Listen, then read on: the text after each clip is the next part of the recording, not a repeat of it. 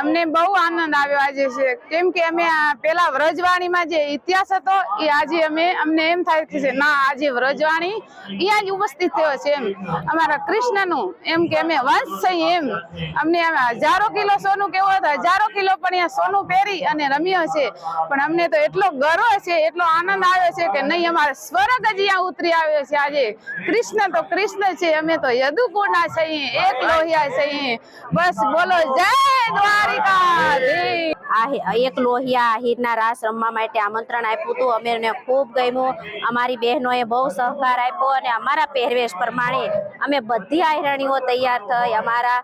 જે પહેરવેશમાં આવે એ બધી બહેનોએ સરસ કર્યું અને અમે બધા મસોયા આહિર ગમે એ જ્ઞાતિના બધા ભેગા થઈ, ગામો ગામથી બધા ભેગા થઈ અને બહેનોએ અમે બધીએ ખૂબ સરસ રાસ લીધો। મુરલીધરની કૃપાથી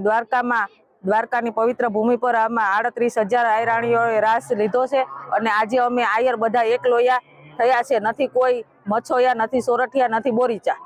બસ આ પવિત્ર ભૂમિમાં અમે બધા એક થયા એનો અમને ખૂબ ખુશી છે અને અમારા બધા લોકોનો સાથ સહકાર સારો હતો। આજે હું દ્વારકા જિલ્લામાં આપણે આહિર સમાજ દ્વારા આયોજન કરવામાં આવેલું મહારાષ્ટ્રનું, જેમાં હું પણ ભાગ લઈ છું અને 37,000થી વધારે 45,000 જેટલી બહેનોએ અને દીકરીઓએ ભાગ લીધો હતો અને રેકોર્ડ બનાવ્યો છે, જે વર્લ્ડ રેકોર્ડની અંદર નોટ થશે અને મને પણ ગર્વ થાય છે કે હું આ વર્લ્ડ રેકોર્ડની અંદર સામેલ છું। જુનાગઢ જિલ્લામાંથી અમે આહિર સમાજની ઘણી બધી બહેનોએ ભાગ લીધો હતો, જેમાં દ્વારકામાં જે